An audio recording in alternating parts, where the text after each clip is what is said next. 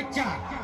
ಈ suit case ನಿನಗೆ ಕೊಡಲು ಈ ಸೂಟ್ ಕೇಸನ್ನು ನಿಂದ ನಿನ್ನ ತಾಯಿಯ ಮಿಂಡಿನ ಈ ಊರಿಗೆ ಪಿಡಾರಿ ಎಣಿಸಿಕೊಂಡಿರುವ ಈ ಶೇಡಿನ ಹುಲಿಗೆ ನಿನ್ನ ಬಿಂಕದ ಮಾತೆ ಕಾಪಿದ ಕುಯ್ನಿ ಶೇಡಿನ ಹುಲಿ.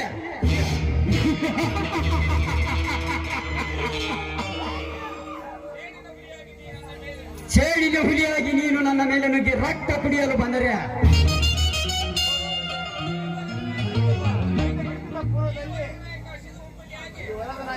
ಈ ವರದ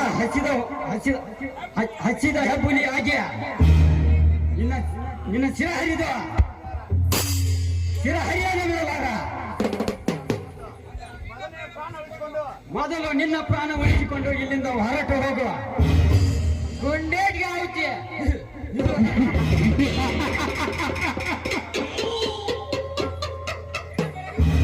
ದಿನ ಬೆಳಗಾದರೆ ಸಾವಿರಾರು ಕೊಲೆ ಮಾಡಿ ರಕ್ತದ ಮಡಿನಲ್ಲಿ ಈಜಾಡಬಲ್ಲ ಈ ಕರಿಕಾಲಿಂಗ ಸರ್ಪಕ್ಕೆ ಪ್ರಾಣದ ಭಯವಿಲ್ಲ.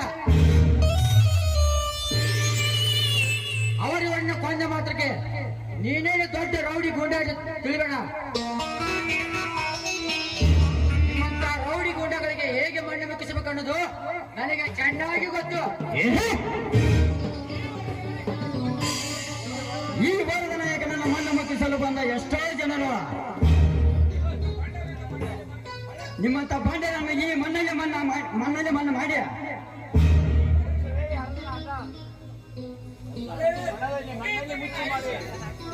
ಮಣ್ಣಲ್ಲಿ ಮುಚ್ಚಿ ಮಾಡಿ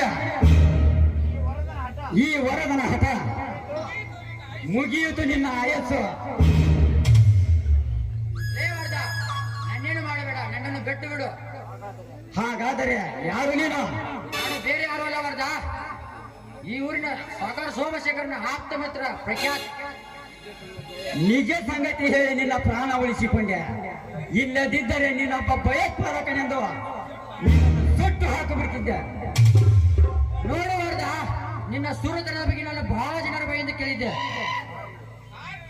ಕಾರಣ ನಿನ್ನನ್ನು ಕಾಣಬೇಕೆಂದು ಈ ಭಯೋತ್ಪಾದಕ ವೇಷಕ್ಕೂ ಬರಬೇಕಾಯ್ತು. ನನ್ನ ಈ ಭಯೋತ್ಪಾದಕ ವೇಷಕ್ಕೂ ನೀ ಅದರಲ್ಲಿ ನಿನ್ನ ಗುಂಡಿಗೆ ನಾ ತುಂಬಾ ಮೆಚ್ಚಿದೆ. ನಿನ್ನ ಮೆಚ್ಚಿಗೆ ಸಮಾವೇಶ ನನಗೆ ಬೇಕಾಗಿಲ್ಲ. ನಾನೊಬ್ಬ ಕೊಲೆಗಾರನನ್ನು ಹುಡುಕಾಡುತ್ತಿದ್ದೇನೆ. ಬರ್ತೇನೆ. Good bye.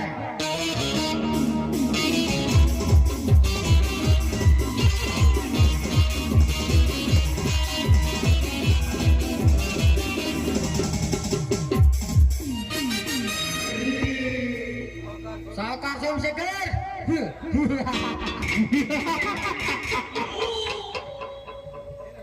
ನಿನ್ನ ಅಟ್ಟಹಾಸ ಸದೆ ಬಿಡುವ ಗಂಡು ಇನ್ನು ಯಾರು ಈ ನಾಡಿನಲ್ಲಿ ಹುಟ್ಟಿಲೆಂದು ನಾ ತಿಳಿದಿದೆ. ಈಗ ತಾನೇ ಗೊತ್ತಾಯ್ತು ನಿನ್ನ ಶವ ಸಂಸ್ಕಾರ ಮಾಡುವ ಆ ವಾರ್ತಾ ನಾಯಕನೇ ಸರಿ ಜೋಡಿ. ಅವನಿಂದಲೇ ನಿನ್ನ ಅಂತ್ಯ.